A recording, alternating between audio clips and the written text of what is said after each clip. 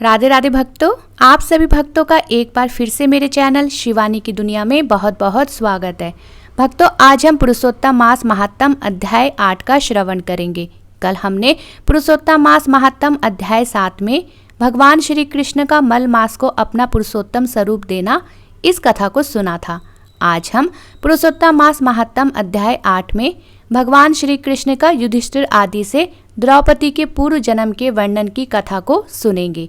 चलिए भक्तों, कथा प्रारंभ करते हैं। सूत जी बोले, हे तपोधने, भगवान विष्णु और श्री कृष्ण का संवाद सुनकर नारद जी प्रसन्न हो फिर श्री नारायण से प्रश्न करते हुए बोले, हे प्रभु, रुक्मणीनाथ श्री विष्णु जब वैकुंठ को चले गए तब क्या हुआ, सो मुझसे कहिए। भगवान श्री कृष्ण और विष्णु के सभी आख्यान सब प्राणियों के लिए हितकारक है। ऐसे प्रश्न से प्रसन्न हो श्री बद्री नारायण जगत को आनंद देने वाले वचन बोले, हे नारद जी, रुक्मणीनाथ श्री विष्णु ने वैकुंठ में जाकर अधिक मास को अपने पास ही स्थान दे दिया। वहां निवास पाकर अधिक मास महा आनंद को प्राप्त हुआ और सब मासों का अधिपति होकर श्री विष्णु के साथ क्रीड़ा करने लगा। उधर भगवान विष्णु 12 महीनों में मल मास को सर्वश्रेष्ठ बनाकर मन में बहुत प्रसन्न हो चिंता मुक्त हुए।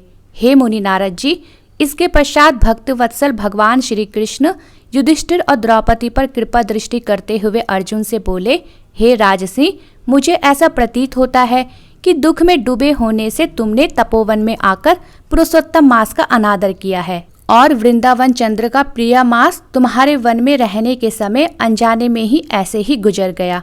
भीष्म, द्रोण और कर्ण के भय के कारण तुम लोगों को आने वाले तीसरे वर्ष के पुरुषोत्तम मास का भी ज्ञान नहीं रहा। वेद व्यास जी से प्राप्त विद्या की आराधना में लगे भयंकर युद्धशाली अर्जुन के इंद्रकील पर्वत पर चले जाने के दुख से तुम दुखित ही रहे। अब आप पूछे कि अब क्या करना चाहिए, तो मैं कहूँगा कि भाग्य का सहारा ले, क्योंकि भाग्य का लिखा अवश्य ही भोगना पड़ता है।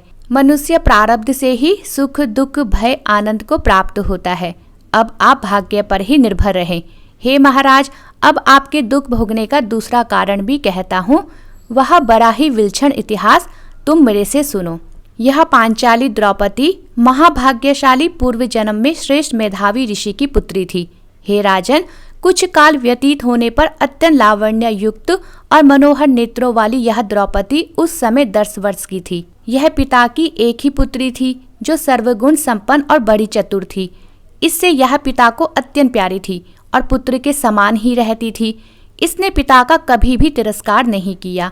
यह साहित्य शास्त्र और नीति शास्त्र में भी बड़ी निपुण थी। इसके माता के इसके बाल्यकाल में ही मर जाने से इसे इसके पिता ने ही पाला था। एक दिन यह पड़ोसिन सखियों का सुख देखकर स्वयं भी पुत्र पौत्र की इच्छा करने लगी और इसी चिंता में रहने लगी कि मुझे भी सतगुण संपन्न सौभाग्यशाली पति और सुख देने वाला पुत्र किस तरह प्राप्त होंगे। मैं अब ऐसा कौन सा कार्य करूं जिससे मुझे ज्ञान हो कि किस देवता को पूजूं, किस मुनि के पास जाऊं या किस तीर्थ में जाकर रहूं। वह इसी सोच में रहती थी। वह यह सोच सोचकर चिंता में घुलने लगी कि मेरा भाग्य कैसा हो गया है। कोई भी पुरुष मुझे पत्नी रूप में स्वीकार करने को तैयार ही नहीं होता। मेरे पिता इतने योग्य पंडित है, परंतु मेरे भाग्य से उनकी भी मति मारी गई है, क्योंकि विवाह की अवस्था होने पर भी उन्होंने मेरे योग्य वर को नहीं ढूंढा। मैं कुंवारी होने से पति सुख से वंचित हूँ। मेरी जैसी मेरी सखियां पति सुख भोग रही है। मेरी शादी का अभी तक कोई अता पता नहीं। मेरी माता मुझे बचपन में ही छोड़कर स्वर्ग क्यों चली गई। इस प्रकार शोक और मोह की तरंगों से पीड़ित हो वह सोचती रही। उधर मेधावी ऋषिराज पृथ्वी पर कन्यादान के निमित्त योग्य वर ढूंढ रहे थे, पर वैसा योग्य वर नहीं मिलने से उनका मनोरथ निराश हो गया। तभी दैव योग से उनको महादारुण तीव्र ज्वर आ गया। तब ऋषिराज का शरीर ज्वर के दुख की तीव्र ज्वाला से जलने लगा और जोरों से श्वास के ऊपर श्वास लेते हुए अचेतन अवस्था में जैसे कोई मदिरा पीकर लड़खड़ाते हुए गिरता पड़ता आता हो, उसी प्रकार घर में आकर जमीन पर गिर पड़े और पुत्री को स्मरण किया। पुत्री भय से व्याकुल हो जैसे ही पिता के पास आई, तब तक वे मरणासन हो गए। दैव योग से वह ऋषि एकाएक कांपने लगे और कन्यादान के संबंध में जो विवाह महोत्सव की मधुर कल्पना थी वह नष्ट हो गई और पहले के किए हुए गृहस्थ धर्म के परिश्रम के प्रभाव से सांसारिक वासनाओं को छोड़कर उन्होंने भगवान में मन लगाया। और वह मेधावी ऋषिराज श्री हरि पुरुषोत्तम नीलकमल के समान श्याम वर्ण वाले त्रिभंगी मनोहर आकृति वाले भगवान को स्मरण करने लगे। हे राशेश्वर, हे राधा रमण, हे प्रचंड भुजाओं से दैत्यों को मारने वाले, हे अति उग्र दावानल का पान करने वाले, हे गोप कुमारियों के उतारे हुए वस्त्रों का हरण करने वाले, हे कृष्ण, हे गोविंद, हे हरे, हे मुरारे, हे राघेश, हे दामोदर, हे दीनानाथ, मेरा बारंबार नमस्कार है। मैं भवसागर में डूब रहा हूँ, मेरी रक्षा कीजिए। मुनि के ऐसे आत्र वचन सुन गोलोक से भगवान के दूत शीघ्र ही आ गए और मरे हुए मुनि का हाथ पकड़कर भगवान के चरण कमलों में ले गए। इधर वह ऋषि पुत्री अपने पिता के प्राणों को निकलता देख हाय हाय कर रोने लगी और पिता की देह को गोदी में ले दुखित हो विलाप करने लगी।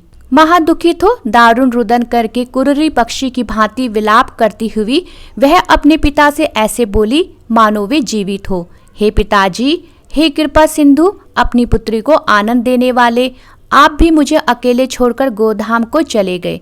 हे तात, बिना पिता के अब कौन मुझे रखेगा? ना मेरे भाई है, ना कोई कुटुंब का, और ना ही मेरी माता है। कौन मेरे भोजन और कपड़ों की चिंता करेगा? हे पिताजी, अब मुझे वेद ध्वनि भी सुनाई नहीं पड़ेगी। आपके इस सूने आश्रम में मैं कैसे रहूंगी? इसलिए मैं भी प्राण त्याग दूंगी। ऐसे जीने से क्या लाभ है? मुझे प्यार देने वाले पिताजी, बिना विवाह कार्य संपन्न किए आप कहाँ चले गए? हे तात, हे तपोनिधे, अब लौट आइए और अमृत के समान मीठी वाणी में मुझे पुकारिए। आप चुप क्यों हो? उठिए उठिए, अब सोए हुए आपको बहुत देर हो गई है। इस प्रकार अश्रुधारा बहाते हुए वह अनेक विलाप करती रही। जोर जोर से रोने की आवाज सुनकर वहां वन में रहने वाले ब्राह्मण आपस में कहने लगे कि इस तपोवन में आज अत्यंत करुण स्वर में विलक विलक कर कौन रो रहा है।